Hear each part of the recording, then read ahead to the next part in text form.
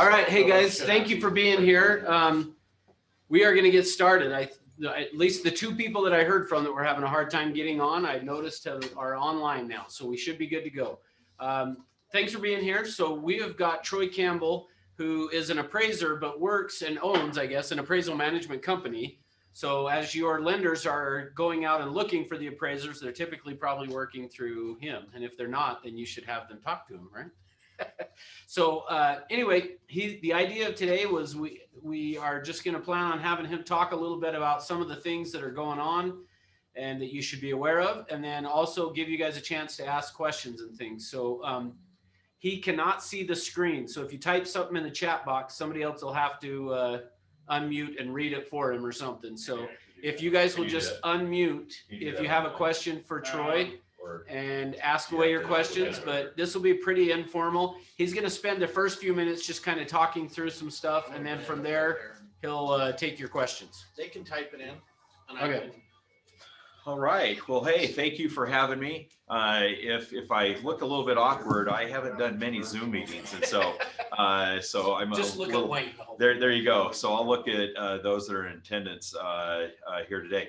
So as Russ said, I am an appraiser. Been an appraiser for about 30 years. Also an FHA and VA appraiser. So I have seen a lot of things in my tenure as an appraiser. And about 10 years ago, when the Dodd-Frank bill got signed into law, that's when, at least on the appraising end of things changed.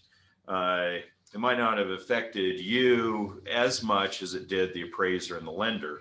But what government did is they created a third-party entity, which are called appraisal management companies, that now are the go-between between lenders and appraisers.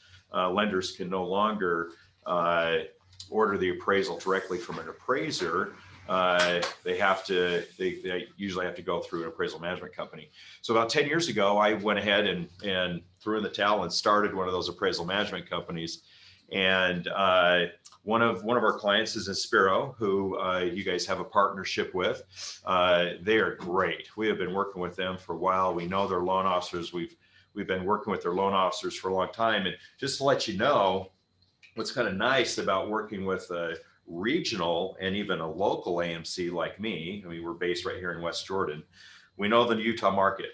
We're in California. We know the California market. We're in 6 or 7 states. And so we're not a nationwide appraisal management company. I've specifically done that because we want to give great customer service. The appraisers that we onboard, we work with the best appraisers in the area. Me being an appraiser, I speak their language. And so if something's going south, sometimes the loan officer might call me. Sometimes you as the agent might call me. And, you got another set of eyes on things. And especially in this environment right now, not sure if you California agents are experiencing some of the things that we are here in Utah, but we've got a lack of inventory here in Utah. Yeah, they are. And so in California, if we're experiencing that too, it's frustrating. Well, when there's a lack of inventory, it roars to a seller's market, right? Well, there's challenges there. And those are some of the things that I think we want to talk about today, is some current events that are affecting you. And I don't have all the answers, but what I can tell you is from the appraiser standpoint, we appraise the property. Well, let me just ask you this question. Who is the appraisal done for? You've got a buyer, they're buying a house. Your lender engages an appraiser. Who do you think the appraisal is actually done for? Anybody know? What's that? The buyer. It's done for the lender, but the buyer pays for it. Yep. Those are great answers. You would think conventional wisdom would say, well, the buyer's paying for it, so it's being done for the buyer. Well, actually, those that said the lender are correct. It's a lending tool. Okay, the buyer pays for it, but it's not really done for the buyer. It's a tool to help them get financing. And I'm going to take it a step further. It's not necessarily even the lender that the appraisal is done for. They engage the appraiser, so they become the client. It's the investor. It's the company that's actually buying those loans. they are the ones, the big elephants in the rooms, all the investors of mortgages. They're the ones who have written the rules on appraising. Okay, us appraisers don't define what the rule is. We have to conform to that rule in the appraisal aspect of things in order to get your buyer's loan through the process. And depending on the market conditions, it depends on how much scrutiny maybe an appraisal goes through. So a couple things that I want to talk about is just kind of a basic, just to lay a little bit of a baseline.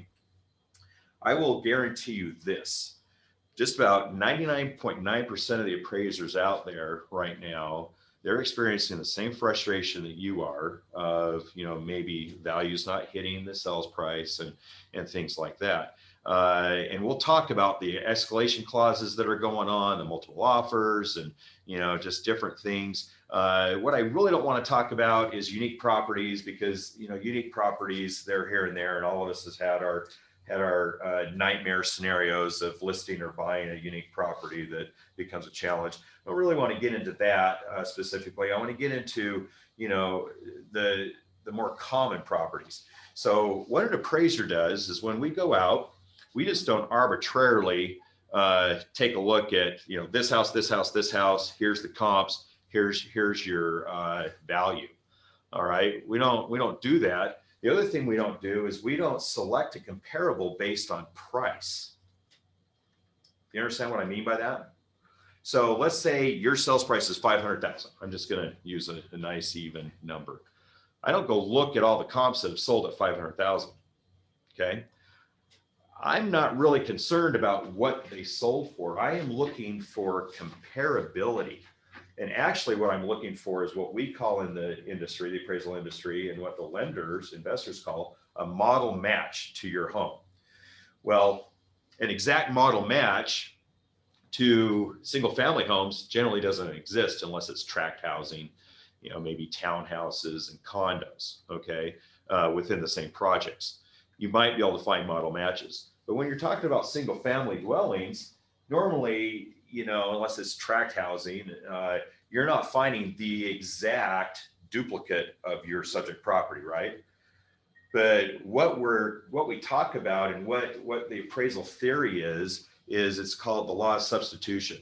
Okay, we're looking for the most similar comparable property that's sold to your subject property, to the property that you are listing or selling. Yes. What's the time frame in which you look for those? Okay, general time frame is the most recent, the better.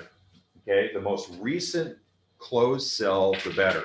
Investors, especially when the market's going up or the market's going down, they like to see the most recent activity, because that gives them the best indication of what people are doing currently in the market. Does that make sense? So what if there are none within Sure. that area? In those scenarios, then a lot of lenders and investors, and I'm talking, Fannie, Freddie Mac are probably the biggest animals, right? So if you ever hear, a processor or your loan officer or whoever say, well, we got to get it to Fannie, Freddie standards. We use that as a baseline for kind of appraising theory and underwriting, because they're the biggest buyer and backer of mortgages, right? So we'll kind of revert to that. You might hear me say Fannie, Freddie standards or this, but generally speaking, they will accept comparables up to 6 months. Okay, so we're in January. Most of us appraisers are gonna, on the MLS, we're gonna do a search. We're gonna go 6-7 months back to try to get a picture of what's going on. But more importantly, we need to define an area. What's one of the most important things in real estate? I mean, what do you hear all the time? Starts with an L. Yeah. Location, location, location. Well, why is that? Why do you think location is the most important element in real estate? You can't move it. You can't move that location. You could theoretically move the house. You might not want to. You move it to another location, it might damage it structurally, and it might not be the best scenario. People have done it. I've appraised several that have been moved, and I'm just like, oh, Exterior tie downs, it's an economic obsolescence become an issue. yeah. So it's what you have to do in order to bring Yes. the value into what's credible. Yes. Yeah. So location is something that you can't change, right? No. You can't change the location of the property. It is what it is. The ground is there. I mean, you could dig it and excavate it and lower it, raise it, whatever, but it is where it is. So location is the most important factor. Fatty Freddy guidelines about 10, 20, 30 years ago, you know, I'm kind of a dinosaur. I've been in this business for 30 years. They used to say, you know, I mean, generally it was like urban areas, they wanted to see comparable properties within 5 blocks. Suburban areas, they wanted to see them within 10 blocks, which is roughly a mile. And rural was 5 miles. Those were parameters that were generally acceptable to try to find comparable properties within that range. 2 years ago, Fannie came out and they redefined, they went away with those with those areas. And guess what they did? They actually said, we want to see a comparable property within the subject's subdivision. Wow. And we're like, holy crap. Well, how big is a subdivision? Here in Utah, it might be a couple blocks, you know, somebody bought a pasture, a developer bought a pasture out there in Harriman, and, you know, there you go. There's your subdivision. Now what we do is most appraisers and most underwriters are still underwriting and acceptability up to a mile in suburban areas and 5-6 blocks within urban areas. They want to see comparables. You say to me, well, what if you can't find one? They're there. You just might not like that comparable that's there. Okay. Because I guarantee what a lot of agents are doing is you're pulling your comparables by price. And understandably so, you know, hopefully you're not pulling all your comparables by price, but why do you think a lot of agents do pull comparables by price? Because they don't know what they're doing. Sorry, I talked over you. Because they don't know what they're doing. Well, that might be part of it. That might be part of it. Maybe they just don't understand the whole process of actually appraising a property and what investors are looking for. But in talking to real estate agents, you know, because I talk to a lot of real estate agents, you've got client expectations, right? You go into a listing and where have they got their information on what they think their house is worth? Zillow, the all-knowing Zillow. I'm here to tell you Zillow is garbage in Utah. Utah's a non-disclosure state. Zillow does not know what properties have sold for. They can't disclose it. Even if they try to, you know, become a member of the MLS, they can't disclose it on their third-party site. It's against the law. Now in California and other states, it's public record what that property sold for. So Zillow estimates a little bit better, a little bit more accurately, but here in Utah, it's garbage. All right. What they're doing is they're going off of loan amounts. They're going off of trust deeds, mining that, and then they're adding 20%. Well, how many buyers in Utah put 20% down? I mean, some, not most. You know, what's the first thing that you're asked when you're doing a loan app for, you know, somebody to buy? What's the minimal I can put down, Phil? I mean, that's probably one of the things. You know, it's Do I just have to have mortgage insurance sure. with 3% down. Yeah. I mean, so what I'm trying to say is your clients, your buyers and sellers, they're getting their information from third-party sites. They're getting it from the neighbor. You know, well, you know, you wouldn't believe how many times I walk into a house to appraise it, and oh, my neighbor said that they sold their house for $580 with 5 offers in one day. Yeah, and cash offer back up. Well, good hell, why don't you take that cash offer? You know, yeah, don't give me that bull crap, you know. But anyway, they're getting their information from their neighbors, from, you know, maybe a family member that's an agent that sells one house every 5 years, right? We've got those in the business. They just don't know what they're doing. You know, they've got their license just because they thought it would be cool. I don't know. But they don't know what they're doing when it comes to pricing homes. And you wouldn't believe how many times I walk into that house to appraise it, and that person says, "Oh yeah, my neighbor says that they sold it for 580, and my house is much better than theirs." Well, I go back and look, and the house actually sold for 540. So not only did the neighbor lie to them and embellish, but everybody thinks that they've got the best house in the neighborhood. Well, that's fine. Pride of ownership is great. But you as agents need to understand what the current market is doing. All right. Sure, in certain price ranges in Utah, it's ridiculous. All right. I fear for my kids. I've got 2 kids that own properties and 2 kids that don't. And, you know, I mean, it's affordable housing is not affordable anymore. You know, but we won't really get into that. So what we do as appraisers is we look for the most similar properties possible. We don't pull the comparables by sold price. Okay. Now the sold prices are going to be probably within that range if you're looking in a respective neighborhood, in a competing neighborhood, you know, within those parameters that I've told you about. But if I am appraising a Rambler Ranch style home, I am looking for Rambler Ranch style homes. Okay. We try to go style to style. Okay. So an apple compared to an apple.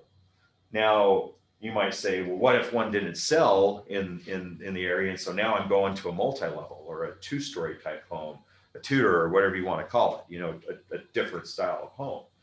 Well, it becomes a little bit different because the buyer that's buying a 2-story home, you know, that's buying a Rambler may not ever look at a 2-story home. So that might not be an adequate substitute for them. So you've got problems there, you know, you've got things that you got to think about. And so that's why investors like us appraisers to use like style with like style. Not only that, but now appraisers, we don't, and investors don't talk in full square footage of a home. Okay.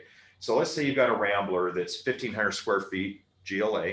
Everybody know what GLA is, right? Gross living area above ground. Or we're talking about above ground. We've got tri-level styles here in Utah, and I'm sure you've got some of those in California too, where maybe, you know, 10, 20, 30, 40% of that third level is below grade.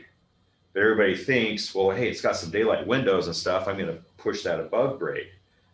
Can't do that. All right. Definition that we have to go by that Fannie Mae has defined of gross living area. If it is even 2 inches below the ground line, they consider it basement. All right. So you got to be careful with that. I see a lot of agents that on these tri-level style homes where 50% is above grade, 50 is below, even 10% below grade or whatever, they're pushing that square footage up above grade. You're doing your analysis, your comparative analysis on more above grade square footage than basement. And then the appraiser goes in to appraise it. And guess what we have to do? We have to lower that down to the basement level. And gross living area commands a higher value than basement. Is there an offset for that price in the square footage in the basement and how it's finished or any add to it? No, because generally speaking, when Fannie and Freddie do their guidelines, they're talking about the nation. Basements are a little bit unique to Utah in this area, Idaho, Colorado, you know, stuff. You get into Arizona, parts of California, you don't have basements in every area. East Coast, you don't have basements, you know, generally speaking. Not even Denver. Yeah, I mean, you do have some. I mean, there's areas, you know, where people are going to dig out basements, but generally speaking, above grade to above grade is how we appraise, you know, how we compare things. Square footage above grade is king when it comes to square footage. The basement square footage gets value, but it gets value at a much lesser rate of value. Now, there's not just a standard rate that we apply because we have to abstract that from each area. $1 million home is going to have large, you know, more value above grade price per square foot than and basement than a $500,000 house and a $300,000 house. So I can't really get into and tell you, hey, you know, we give $100 a foot for above grade in this area and $50 a foot for this area. I can't really get into that because it becomes a little bit complicated. We have to actually extract that from the comparables that we're using to figure out what the baseline is. Okay. So I'm not really here to start talking about that, but what I want you to do is understand the basics of why the appraiser pulls the comparables that he does and uses the comparables, he or she uses the comparables that they are.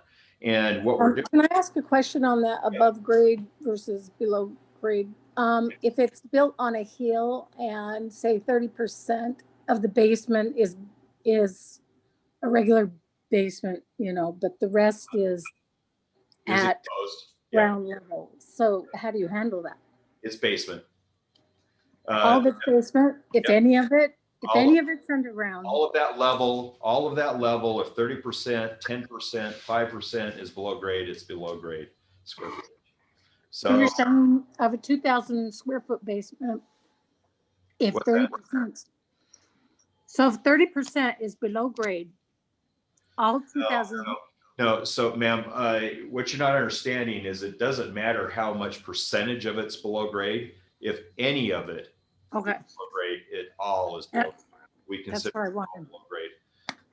So what you have to look at, look at the county records. If the county records is showing it as basement, and you've got, well, we got daylight this and daylight that. Well, hey, your comparable is, hopefully you're finding one that's built on a hillside too and has that kind of a slope. Find another one. That below grade area is going to be considered basement too.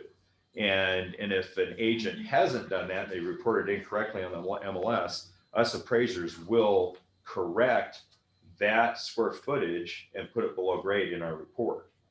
And what we'll do is we'll note, the listing agent has misidentified square footage in this property. The appraiser has corrected it to the county records.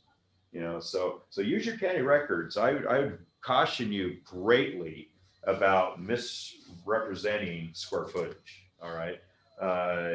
So anyway, I don't want to dwell on that too long. So we have about 15 or 16 different items that we can adjust for on an appraisal. There's not 50, there's not 100. The biggest things that we adjust for are the location, the lot size, and then square footage. And we break square footage into 3 different components. All right. We've got gross living area on one line and all the rooms that are above grade. Okay. So we handle those separately on one line. So we're comparing above grade square footage to above grade square footage. The reason the investors have written it that way is because basements, you can either not have a basement or you can have a basement, but consumers are willing to pay more above grade. And so that's why above grade square footage to above grade square footage is your best comparison. Now, if I have a 1,500 square foot GLA Rambler, I'm not going to compare it to a 2,200 square foot above grade Rambler. Or I'm not going to compare it to 1,000 square foot above grade Rambler. They're two different, okay? Different buyers, different price ranges. We try to, the rule is we call it bracketing, okay? We try to bracket, which means we find one that's a little smaller, maybe 1,400 square feet, one that's the same, and one that's a little larger. And then you make your adjustments, because if you have one a little smaller, one that's similar, and one a little bit bigger, everything respectively averages out. We do that with every component of the house on the appraisal. We compare basement shell to basement shell, basement finish to basement finish, garage count to garage count, and so forth. So every item of the home that we can compare, we compare. All right. Now the amenities to a home, we can get into that a little bit, but solar panels, so solar panels are kind of I call them a problem in Utah, but the issue is that they're fairly new. 3 to 5 years is really all that solar's been pretty prevalent, or not even prevalent, but available here. And most people that are putting solar panels in are not intending to move. At least in my opinion, it would be stupid to put solar panels in and then hurry and list your house, because you're not going to recover your money in the secondary market. All right. So solar panels, How much the is investors. recoverable? If you put in $40,000 into solar panels. So I'm gonna answer your question this way. His question was, how much is recoverable? Let's say somebody put in $40,000 worth of solar panels into their home. It could be zero. Okay, I've had to do that on a couple of VA appraisals. I show up and you know, I'm appraising a house. A vet's been talked into putting $40,000 worth of solar panels on his house. The people that installed them said, "Oh, you're going to recover every dime of this, you know, in the value of your home." And then as appraisers go in, I can't find one comparable that is sold in the last year in his neighborhood with solar panels. Well, guess what? The investor won't let me give him any value for those. It's a zero. I have to find, us appraisers have to find another home that actually sold with solar. And then the only way that we can abstract it is, let's say I've got 3 houses that I'm comparing to. 2 houses without solar sold for $300,000. Okay. The 1 house that sold with solar sold for $305,000. And I'm saying everything else is the same. What you do is you abstract after you make all of your other adjustments for square footage, for age, for condition, quality, all the different things that I can adjust in appraisal. Then you use the last adjustment is solar. And if solar is showing that it was only about a $5,000 contributing price, that's all I can allocate to the market value of solar. So we have to understand there's value, there's cost, and there's market value. Okay, market value can change, and that's what an appraisal is deriving, is the market, the current market value of that home. Okay. So if we get 6 offers on property at 800 and it appraises for 750, how is that reflecting the market if we've got so many people willing to pay up to 800? Okay, that's a great question. So let's move into multiple offers and escalation clauses and all that kind of stuff. So what you're telling me is the house should be worth what somebody's willing to pay for it. So we hope. Okay.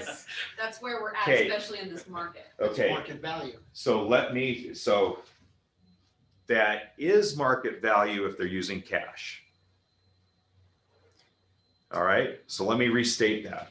The definition of market value is what is an informed seller and an informed buyer. I'm not talking an uninformed, somebody that doesn't know what they're doing, an informed seller and an informed buyer willing to come to an agreement in the meeting of minds in the equivalent of cash. Why does it have to be cash? Because if you, let me ask you this. You have $500,000 cash, okay? It's your own hard-earned money, unless it was given to you by somebody. Then you might not care as much. But if you earned it, I know, but you earned it. You've worked your butt off. You've saved $500,000. You're going to pay cash for a house. You go in and you're like, okay, I've got $500,000 of my hard-earned money. I want to make sure that that house is worth it. I mean, if they're asking $500,000 and it's really only $450,000, well, I only want to pay $450,000. Well, how do you determine what something's worth? By solds, not what somebody's offering on a home, by finding a property that's similar to it that is closed, because now you have that definition of an informed buyer and an informed seller coming to the meeting of minds, and that is the price. Now, what we as appraisers do for the investor, because the investor wants to make sure when you are getting lent money, you might be willing to spend a little bit more, because if that house, you know, let's say that house is only worth $500,000, but if you were going to finance and you offered them $530,000, even if it's not worth $530,000 to you, that's only costing you another $10, $15 a month. So if you're financing, it's not as big of a deal to you because it's not your money. You're making payments, but you're not putting the money towards the collateral. But isn't the idea is if I was to buy that house for cash at 500, if I was to place it back on the market and I got 6 offers at 500, isn't that its value? Whether or not I finance or use cash, People are willing if to somebody drive it. actually pays you that cash, 500,000, and it closes, yes, But that wouldn't is the cash market value. be the only thing that would be Cash is raising the key. values in any area? Otherwise, No. appraisers would always just keep it No, at no, the same no, value. no, because I think as real estate agents and appraisers, this is where we there's a have the disconnect. hardest I time. know, there's a Because- disconnect, and I'm gonna try to walk you through it, and what you need to do is you need to take your real estate mind out for just a second, and I want you to think as an investor, That's it. okay? I want you to think as somebody, you have $1 million that you are going to loan to somebody, and they want to go buy I'm a something. with it. wildly trusting person, so maybe I'm not a good example. No investor is trusting, so that's not a good Yeah, example. I'm not a good Okay, example. so no investor with their money is trusting. They want all these assurances. That's true. Let me That's answer your very question, true. and then I want to try to get back to this because you are 100% correct. There is a disconnect, and I don't want to say a disconnect between appraisers and realtors, real estate agents. It's between the real estate agents and Yes, investors. yes, and you guys, you can't kick against the pricks. So here's on my this. question. Okay, one more thing. You can get as Sometimes frustrated and as disconnect mad as you want about it, but if you are representing a buyer and and they are getting a loan, you have to play by this game. Well, Even if you don't agree with it, it doesn't matter because you didn't write the rules and it's not your money. That's my question is about rules. It's the investor's money. We had 3 appraisals done on a property. 2 of the appraisers agreed. One of the appraisers said, no, that is not the house value. Sure. We had to go with the first Those are appraiser. Those are opinions. Those are Those opinions. are opinions. Yeah. Why was there no regulation for that first appraiser when the other 2 appraisers were like, no, it is Okay. worth it.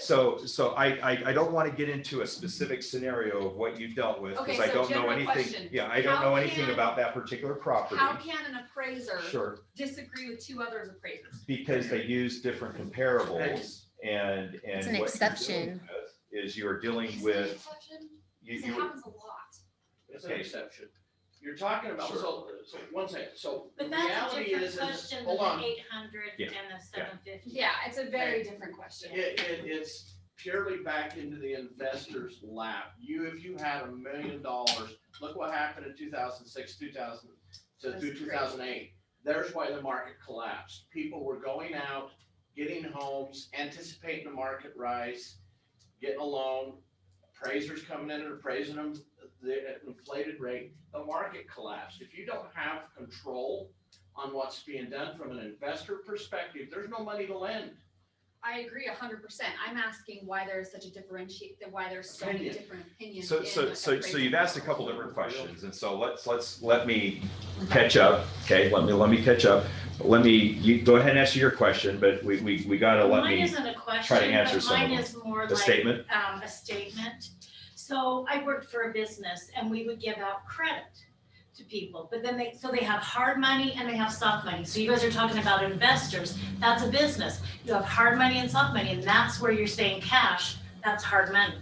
Where you're saying if you're Yeah, but giving you're it not, through a mortgage, but it's your own credit. money. It's your own Yeah, cash. Yeah, so that's what I'm saying. So So- in a way, that's the difference there Sure. too. It's- So what I want to back up and without you getting frustrated and don't lynch the deliverer, the messenger here. I didn't write these rules. I'm just 30 years of experience of dealing with investors and underwriters of those investors. I'm just telling you the way it is. And you can not like it all you want, but the reality is it's the game we're in. The investor has made the rules and they rely on appraisers. Now, are all appraisers created equal? No. Are all agents created equal? No. Okay. There's some that know what they're doing. There's some that might not have as much of experience. There's some that, might be labeled ultra conservative. There's some that might be labeled loosey-goosey and getting any value out there that you want. I'm a director and owner and the chief appraiser, main controller.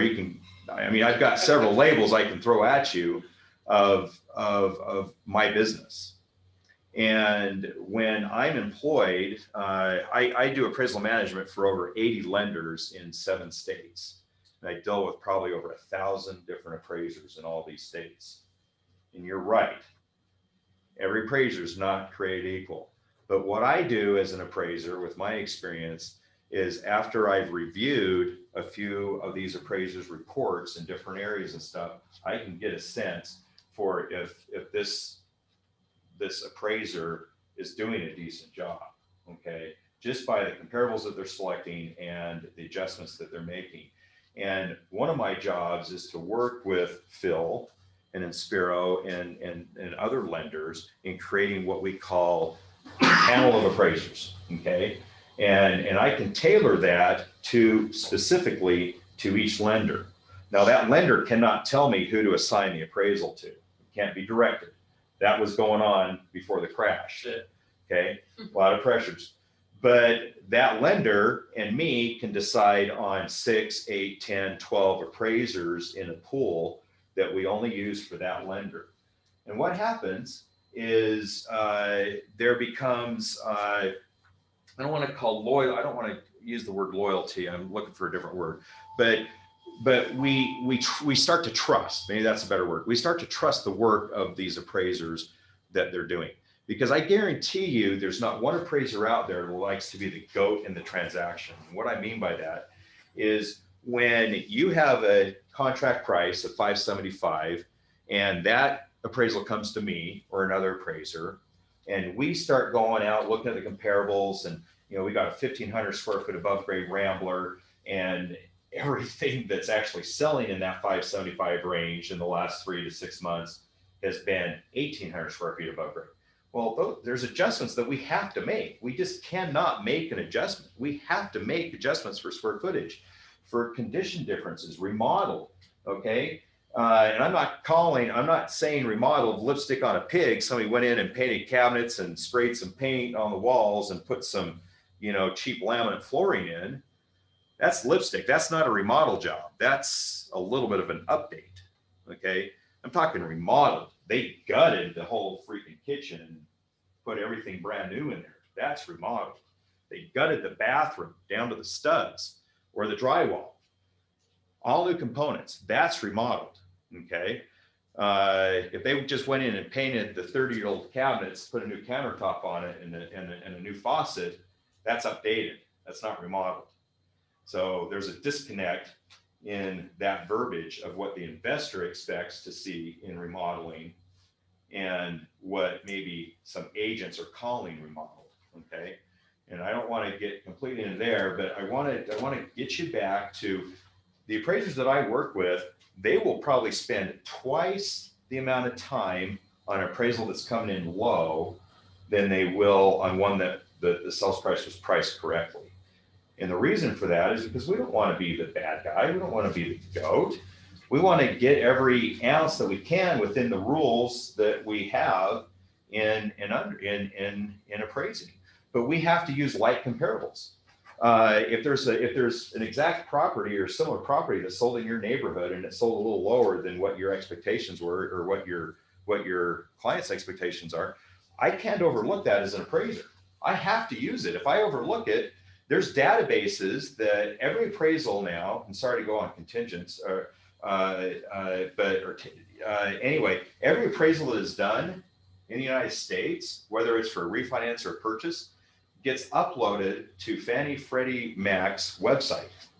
They have a database that is 10 years old on every property that has sold and resold and has been refinanced in the last 10 years. So that computer, once the appraiser submits the appraisal to me, I actually, on behalf of the lender, upload it to those sites. And that's even with FHA. They have a site.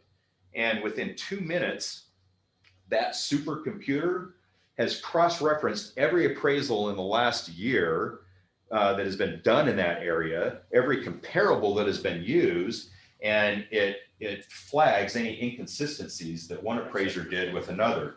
And it also spits out another 20 comparables within a 5-block radius that the computer says, hey, why did the appraiser overlook these comparables that we know about? Okay, guys, the day of overlooking cells is over. It's been over for a while. We can't. So You might be able to on your listing. We can't. you know how many times I get told when I make a listing appointment, hey, there's one that just sold like 2 months ago, just down the road. I know you're gonna see it, but don't use it. It was grandma's house. It smelled like piss. I mean, whatever, you know, whatever they want to say. I can't, I have to still use it. And then what I do is I call that listing agent. So if you ever get a call from an appraiser, take it. They're looking for information on to why that property sold the way it did. Was it a distress sale? If it was, hey, we can use that as ammo. And we can say, hey, listing agent said it was distressed. It was a divorce situation, or he's getting transferred for a job. They fire sold it. Okay, well, now we have some ammo as to why that comparable is not supporting what's going on, why it's low. But we can't overlook it. If it's there, we have to use it. So understand that, all right? Understand that and work with it. It is your job as real estate agents to not just go by what your sellers are wanting. I get it. You're in a listing appointment. You know, there might be 4 other brokers that they're going with, and you know, you've got one broker that's saying, I'll get you anything you want. I mean, yeah, hopefully they're not saying that, but you've dealt with it. Stand by your guns, do your CMAs correctly, use like properties in your CMAs. Don't go out 5 miles and then try to tell the appraiser, oh, well, there's nothing in this neighborhood that compares to this one. This one is the best house. This is unique. Those are words that the investors don't like to hear. They don't want to lend on the best house in the neighborhood because guess what? That's the first one to crash. They don't want to lend on that unique property because guess what? When the market sours, that property is never going to resell. I'm not going to say never, but it's going to be hard. Okay, so understand real estate when you're dealing with the financing world from an investor standpoint. That's one of the biggest things I want to kind of help you understand. Okay, and believe me, I deal with it every day. I see hundreds of appraisals a day. You might only see 1 a month, 2 a month, What kind or of 3 a month. regulation is there for appraisals that are not up to snuff? Well, it's your opinion that it's not up to snuff. That doesn't mean that When it's we've wong, got other but it's appraisers it's backing, your opinion.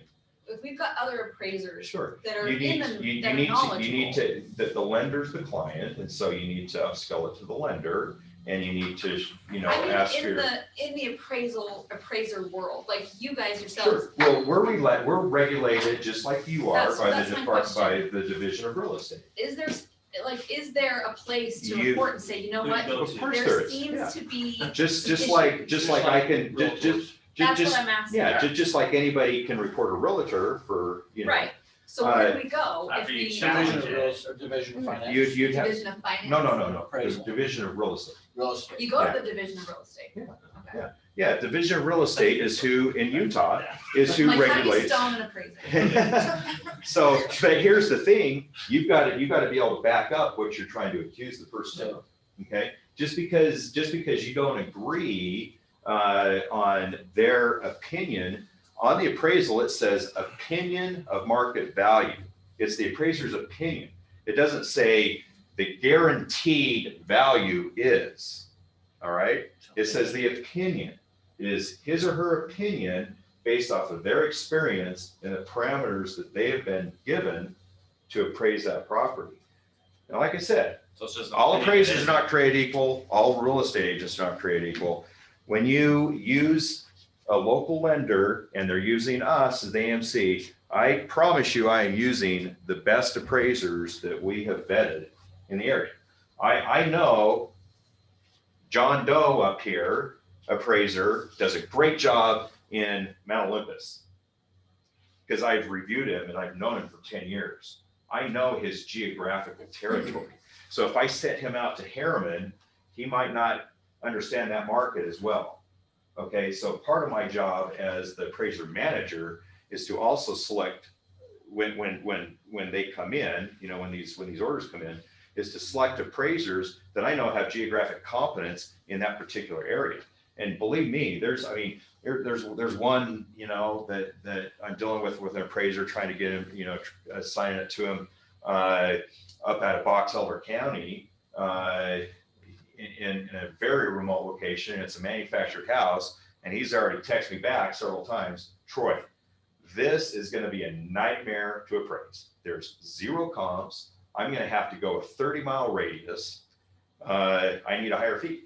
You know, so I mean, so I just tell you that there's case by case on different properties that become very unique, a challenge, and more difficult. So a couple things I want to open it up to. Let's open it up to questions, but I do want to talk about these escalation clauses and your question of, well, hey, I've got a buyer that has said, I'll pay, you know, I mean, you got a listing agent that, you know, I like to say, okay, Mr. Listing Agent or Mrs. Listing Agent. $10,000 over the appraisal. Yeah, you listed it at 539. And, you know, now, you know, because of a lack of inventory, you've got people saying, oh, well, I'll pay you, you know, 575. I'll pay you this, I'll pay you that. Just because they're throwing spaghetti at the wall with a number, because their buyer's agent is saying, oh, unless we have the highest offer, they're not even going to look at it. You know, so we know it's not going to appraise. So, you know, we'll try to get it with the highest offer. And then 3 weeks later, when it gets appraised and it comes down lower, then we'll renegotiate the price. Okay, that goes on. Those conversations go on all the time. I've had agents in the past before this problem that we're currently faced with a lack of inventory. 3-4 years ago, I put on these seminars and these lunch and learns for brokers that use my lenders. And so I've done these for several big offices. And 3 years ago, I had a guy point blank tell me, my strategy is to always come in with the highest offer. And we know that those other 10 buyers within 2 or 3 weeks when it gets appraised are going to go find other properties. And then that seller now has to work with us. Okay, that's a strategy that some use. Okay, so just understand that. And just because somebody's willing to offer somebody else's money to buy this property at an elevated price doesn't mean it's worth that. Now, if they want to make up the gap, the difference with their own money, their own cash, sure, all day long. Well, how many are willing to do that? Not many. There might be a few. Well, maybe by 5 or 10, but is somebody going to make up 50,000? Are they going to pay $50,000 over what an appraiser says market is? 5,000. Probably not. So They might go 5 or 10. Yeah, that's a little bit more Most I've seen realistic. is 25s this Yeah. year, last year. You know, I mean, sure. Happens. Well, it happens Yeah. because that person, hey, I've got the money. This is an opportunity cost. I'm willing to do it.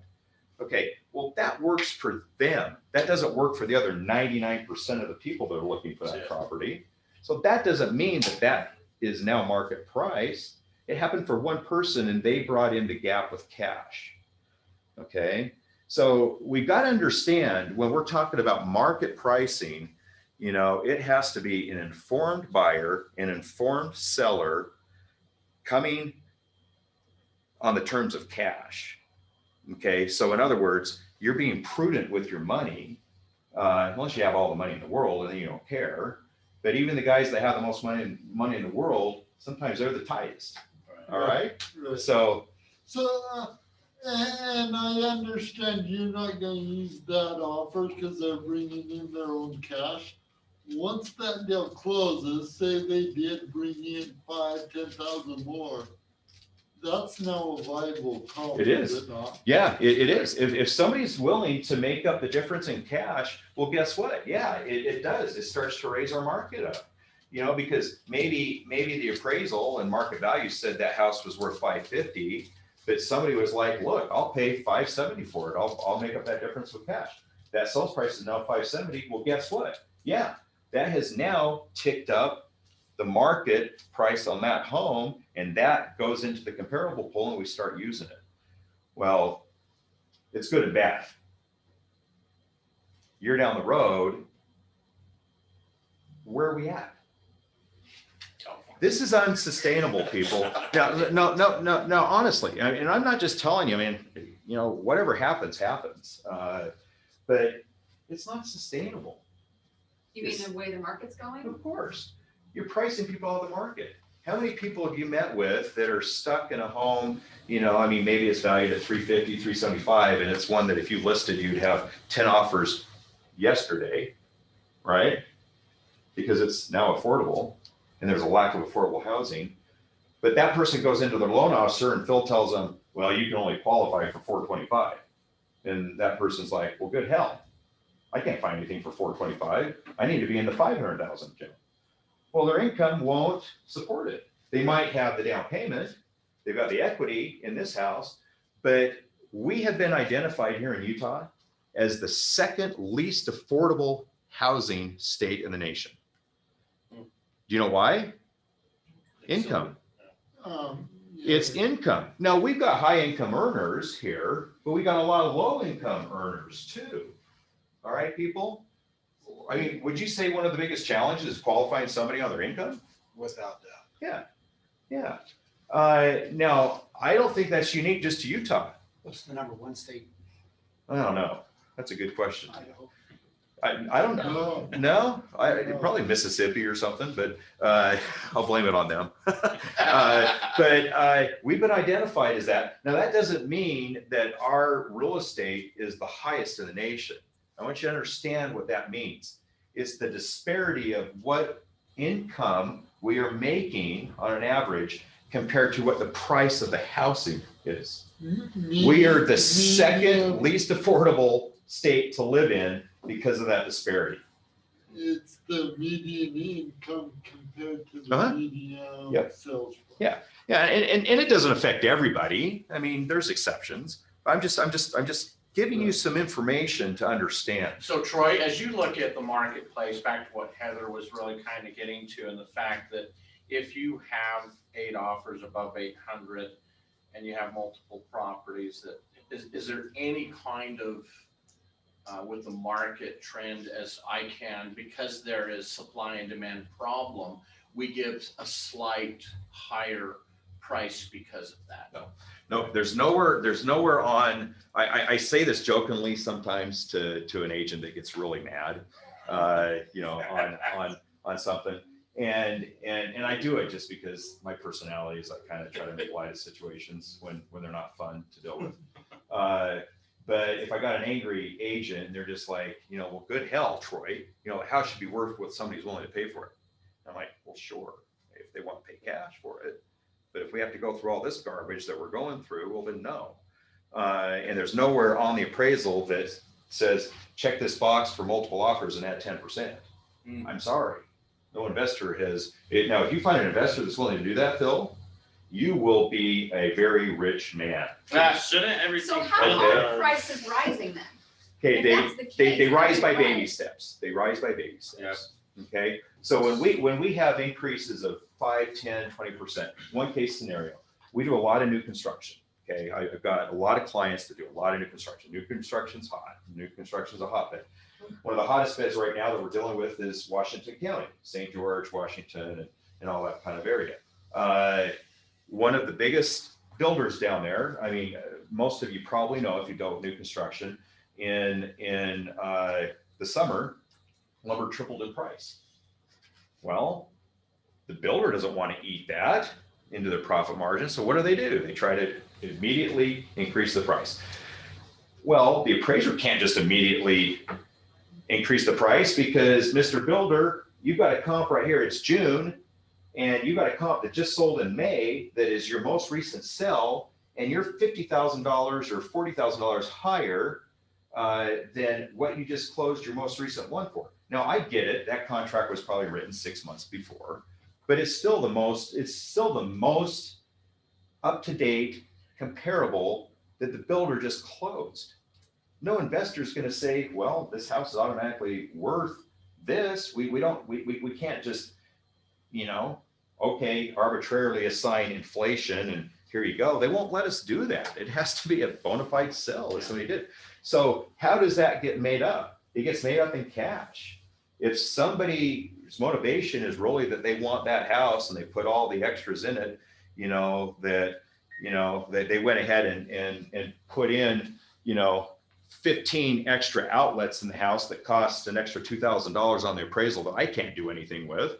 Nowhere on the appraisal it says, count up how many electrical outlets there are and times it by this. There's things that people can put in houses that I can't give them any value for. As appraisers, investors don't care. those are customizations that maybe the other person wouldn't have done. They were fine with what was standard. So people have got to understand that there's things that you can do to your home that are not going to really raise the market value of your home. What are the biggest things someone could do to raise the value? Existing homes, the biggest thing is a kitchen remodel, and I'm not talking an update. Second kitchen maybe in the basement? Kitchen, no, not even a second kitchen in the basement. I would never tell somebody to put a second kitchen in the basement unless that's what they want. Yeah. Do you know why? Because it's a single family house. Yeah. You only need one kitchen. If you have two and you're like, well, now I can rent it. Well, no, you really can't. I mean, you can, but I can't say you're renting it. And the investors, the investor's not gonna, they actually shy against it.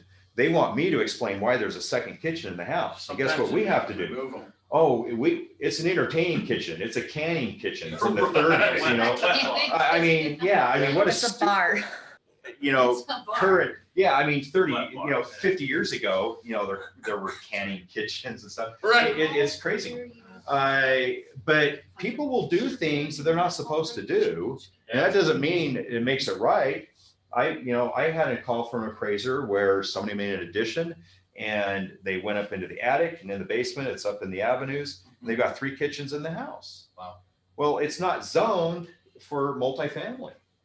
We can't call it a triplex. What are some of the other big items that people? Well, let me tell you what happened here. Fannie Mae will not, and Freddie Mac will not buy a mortgage of a single family property that has more than 2 kitchens. Sure. Did you know that? You knew that probably. So they can't even get financing. We had to tell them through the loan officer, if you want to finance this and you want us to appraise it so it'll get through, you have to remove one of the kitchens. Well, I can't. I'm renting the upstairs. I live in the main level. I'm renting the basement. Well, sorry, you can't finance. You can't refinance. I don't know what to tell you. Go fight with the city and get them to change it to a triplex. They're not going to do that after the fact.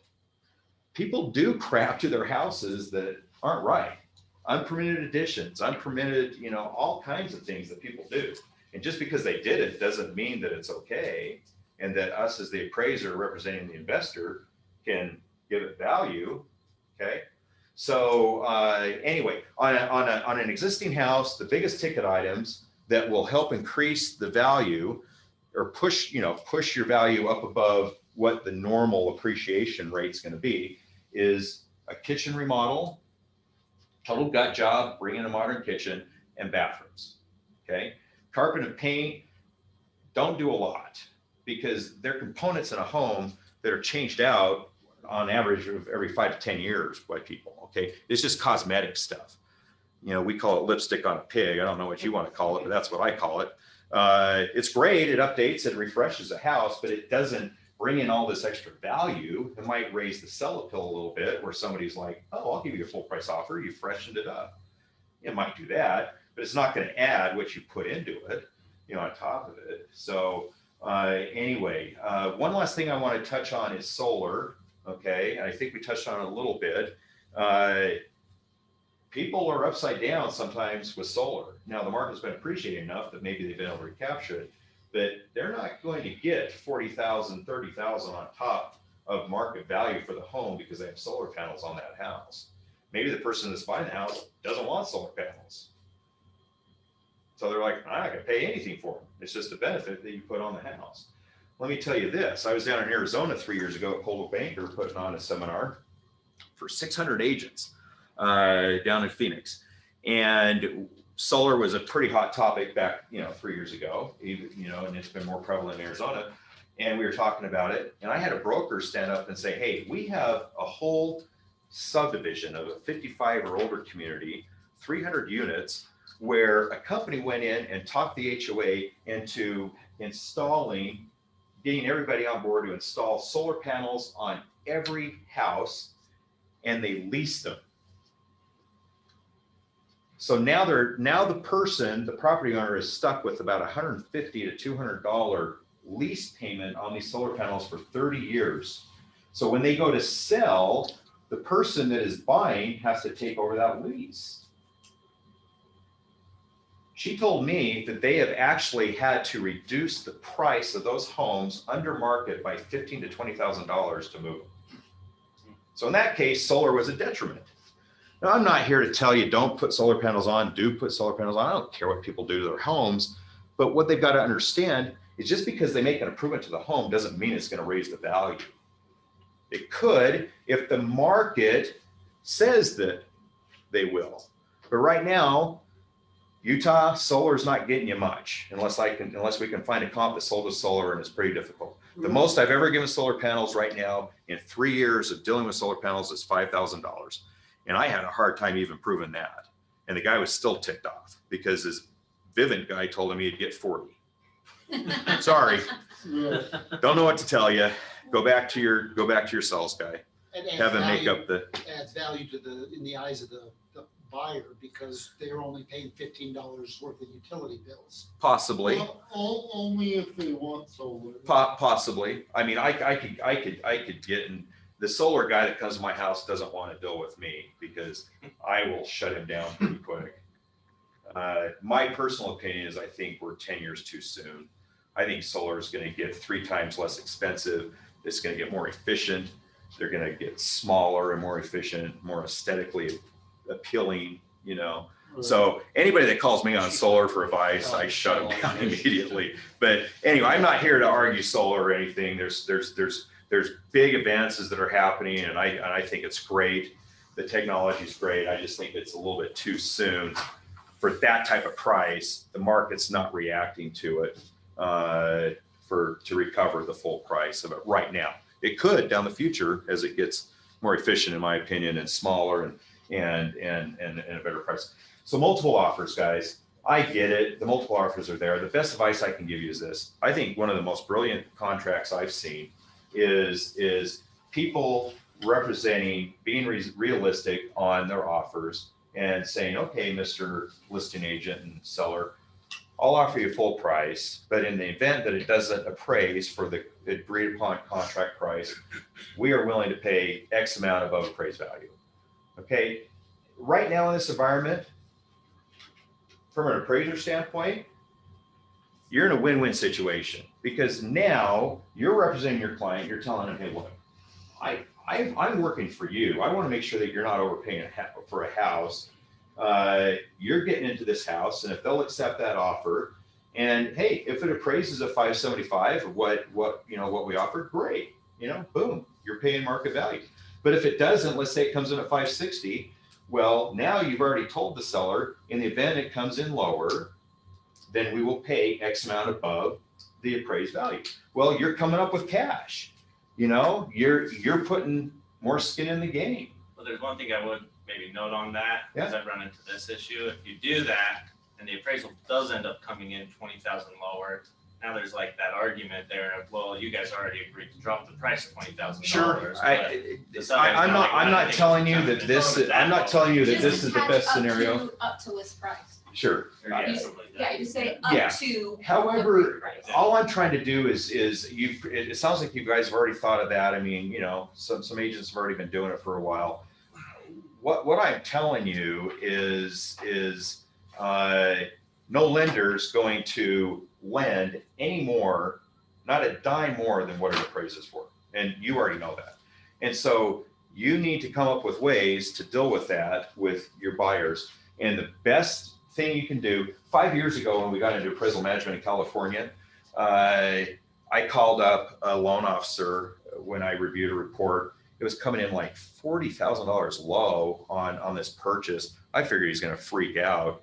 And he's just like, oh yeah, we're used to it. Most of our buyers here understand that things are overpriced. If you want a house, you're gonna make up the difference in cash. Wow. I was floored. Wow. I was like, holy crap. Yeah. Can you bring those agents here so I can deal with them in Utah? Right. Good luck. I'm just kidding. Troy, one question for you we have online is, and I'm going to rephrase it slightly, is if you take a home that's been actually gutted and remodeled, all of those things, what does that look like in comparative to one, say, in Sugar House that's just what it was when it was built, and then you walk in, Sure. now it's granite. So we try to compare like with like. Okay. So in other words, we now, as the appraiser, try to find another fully renovated house. And over the last 3 years, that's been going on. It's pretty prevalent. So most likely you're gonna find them, especially in Sugar House. Now, if that happened in Magna, somebody went in and completely gutted it and put every whistle and bell and everything, and they've got a whole modern house, and they're listed at $100,000 higher than anything else that's out there. Oh, good luck. You know, probably wasn't the smartest thing. Investors, agents, buyers, I mean, you got to be smart for your area. That's why location dictates what you really can do. You know, I mean, you've heard keeping up with the Joneses. Well, in real estate, that's kind of what you want to do in your neighborhood. You know, if you're staying there, I mean, people in my neighborhood will call me all the time. Troy, what do you think? I want to put in this pool. It's going to cost me $150,000. I'm just like, dude, Better enjoy it. if you're going to stay there and that's what you want to do and you got the money, do it all day long. But if you're thinking you're going to sell in 5 years, you know, I mean, in that area, you might recover 10 or 15 grand, maybe 20. You know, it's just, there's amenities that just don't work. I appraised a house a couple years ago out in Harriman, out in High Country Estates. It was 1,000 square foot log home. Okay. Mhm. The guy had just put in $150,000 indoor horse arena that was gorgeous. It was unbelievable. Well, good grief. His property doesn't support that type of an amenity. Not even close. People could do dumb things. Doesn't mean they're right, but it's their money. You know, I mean, they can do what they want. But I think as agents and appraisers and lenders in this environment, we need to educate our sellers and our buyers. Okay, everybody has this lofty expectation of, well, let's list it for $50,000 above because we're going to get this California cash buyer. Hey, those might be a dime a dozen. I don't know. I mean, you know, you might get somebody that's just like, yeah, I'm fine. I, you know, sold my house for $750. This one's, you know, bigger and better and cheaper. So yeah, I'll pay your price. Well, that might happen, but that's not reality all the time, right? So sure, we want to keep up with the market, but you've also got to help your sellers understand that if they're accepting a financed offer, there's an appraisal, and you know, you're going to try to make sure that, you know, it gets appraised as high as it can. But believe me, if you've already used my firm, that appraiser's already spent many more hours than you have on coming up with the highest value that is supportable in the market. All right. You may or may not agree with it, but it's the reality. So let's open it up to questions. I don't mean to be the bad guy.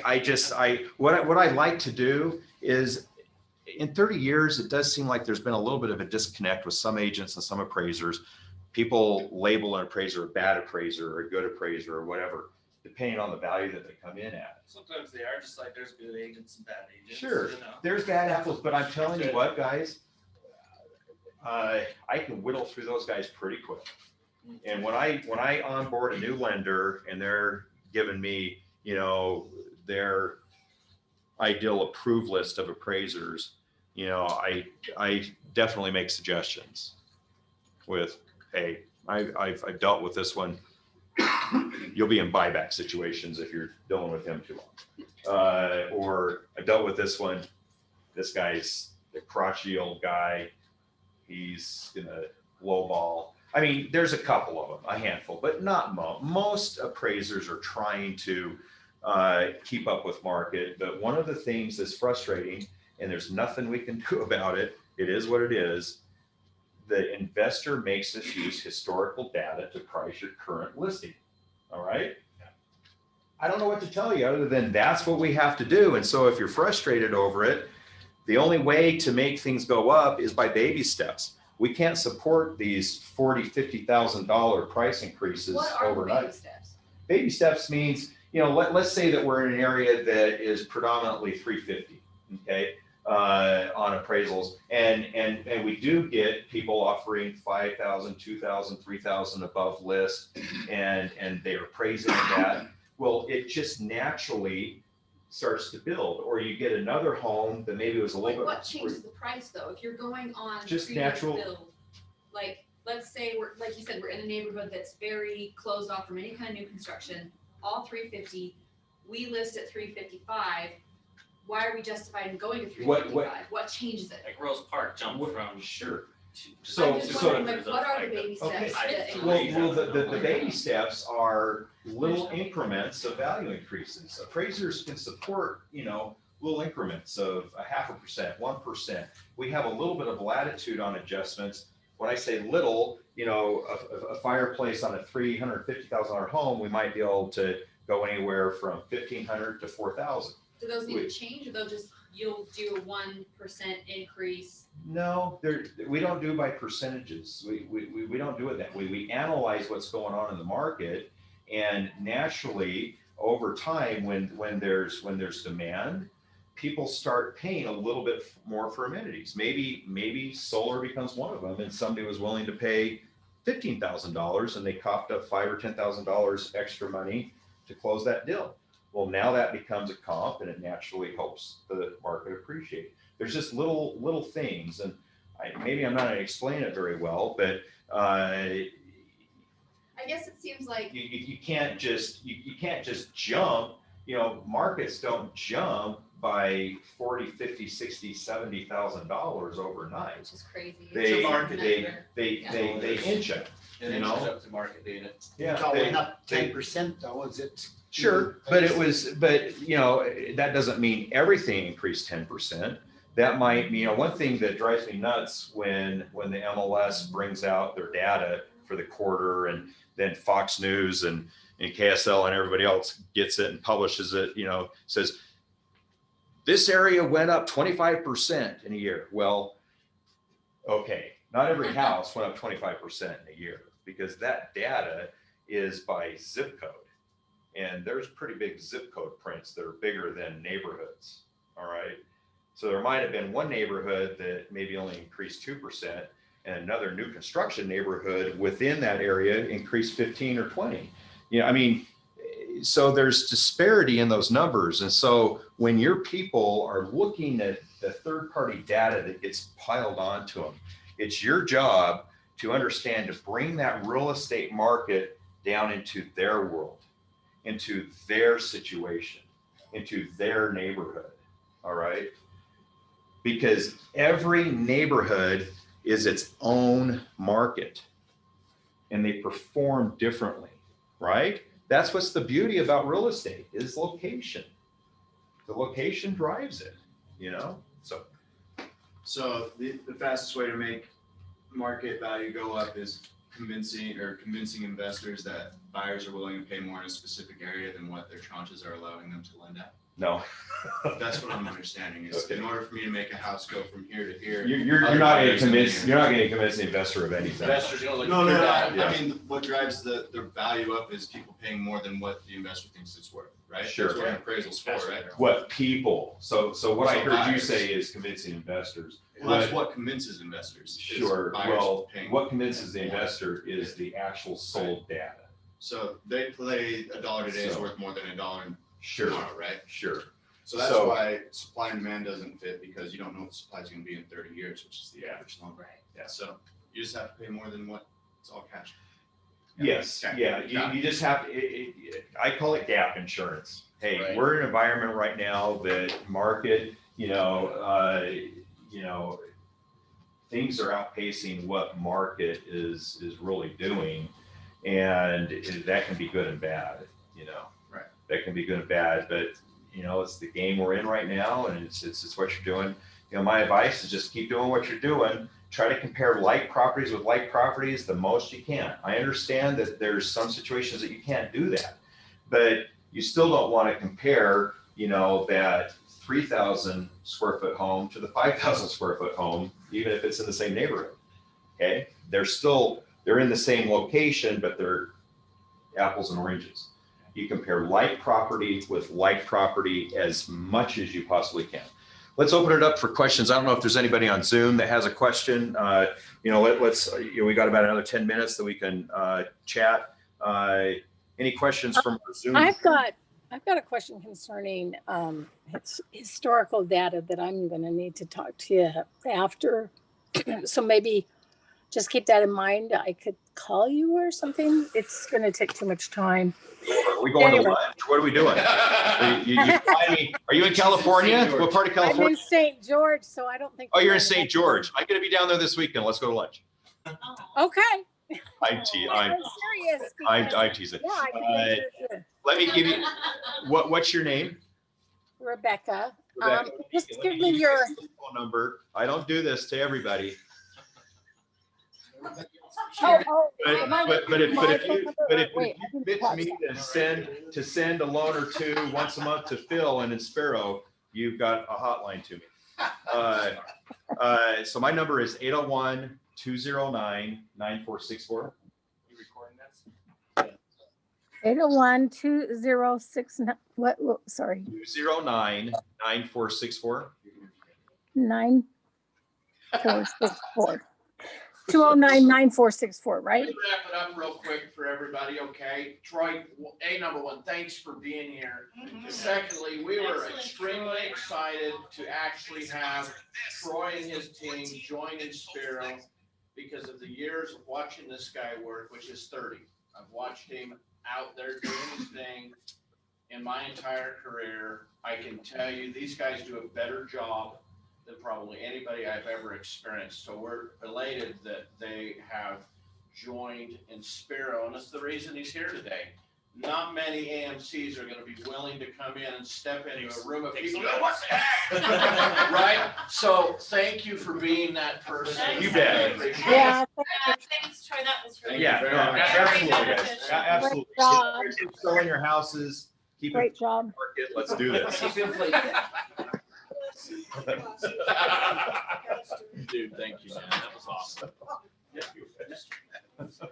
was great. Good job. Yeah, you had a lot of good people on, so Good. thank you. I mean, Good. this really helped us. Well, like I say, I like to just drive into their minds that I loved it. they've got buyer and seller expectations, and I get it. It's Yeah. not fun. I mean, it's a Totally, dog eat yeah. dog. It's dog eat dog. But at the end of the day, if they're dealing with financing, It's an investor. it's an investor. And they get we- these. yeah. You as an investor would not go, yeah, but we have four. Who I know. cares? If that thing